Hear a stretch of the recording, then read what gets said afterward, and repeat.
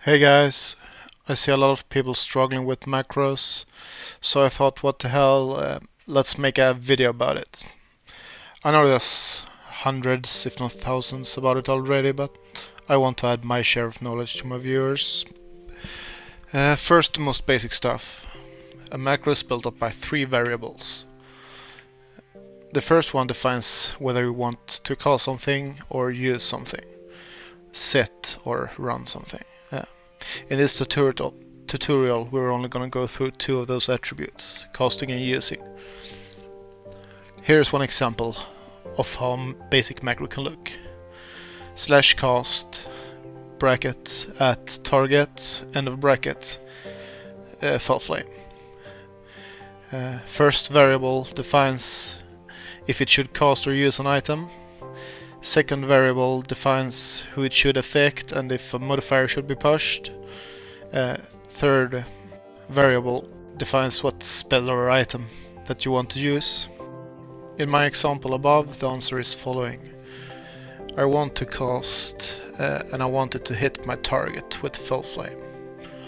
So, starting off with the first variable. If you want to cast something, you always use slash cast. Basically, if you can find it in your spellbook, you should use cast. If you want to use something from your bags like a Hellstone, Managem, Soulstone or Hearthstone, you use slash use, so it's fairly simple. 2 is the complex variable. Everything you write here should be inside brackets. I like to build my macros in the same structure, since it's easier if you want to modify it afterwards. But you can switch place of any attribute inside the brackets without it affecting the macro. When selecting what target to affect, you can either use target equal to or just at. I always use at since it's way shorter. You can use multiple brackets after each other and then it becomes like a priority list. The first one which returns true will make the macro complete its task. And remember, it reads from left to right. The targets I use is usually at target, which is my target, at focus, my focus, at mouse over, the target my mouse is hovering over. Either of these works to use as an attribute in the second variable instead of at target. I used an example. You put a different target after each other.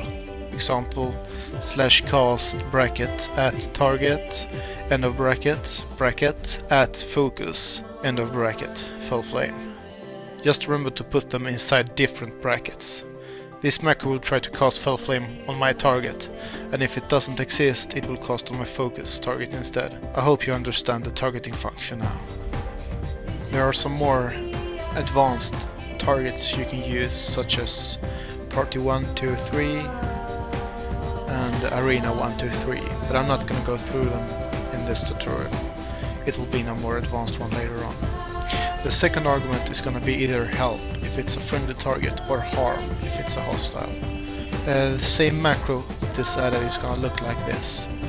Slash cast, bracket, at target, comma, harm, end of bracket, bracket, at focus, comma, harm, end of bracket, fell flame. Same here, read from left to right. Is my target harmful? If no, is my focus harmful? If no, then it doesn't cost anything. If one of these return yes, it'll cost against that target. You can add many more arguments to define who the spell should apply on. A nice way to use this is for interrupts. Let's take spell lock. Maybe you want to be able to DPS one target and interrupt another one. With macros you can solve this in a very easy way. We just used what we learned with targeting functions. Then we're gonna add a modifier. Modifiers are one of the buttons, Shift, Control or Alt, or no mod for no modifier. It will be the third argument. It's done with mod, colon, Shift, Alt or Control. So to use this, here it's what it looks like. Slash cast, bracket, at target, comma, harm, comma, no mod, end of bracket. Bracket, at focus, comma, harm, comma, mod, colon, shift, end of bracket. Bracket, at mouse over, comma, harm, comma, mod, colon, control. spell lock. What this macro does is, if no modifier is pushed, it interrupts my target. If shift is pushed, it will interrupt my focus target. And if control is pushed, it interrupts my mouse over target.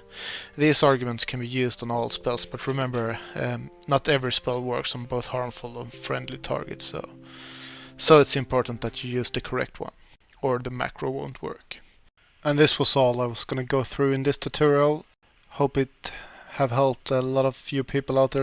For the people who already knew most of this stuff, I hope I wasn't too boring. I'm gonna do more upcoming macro tutorials if you want. Please post in the comments below what you want me to go through, if it's anything specific you're having problems with or just wondering. If you have a specific macro you're struggling with, post it in the comments or what you want to do with the macro, and I'm gonna reply with the correct macro. Yeah, thanks for watching, and don't be afraid to like or subscribe.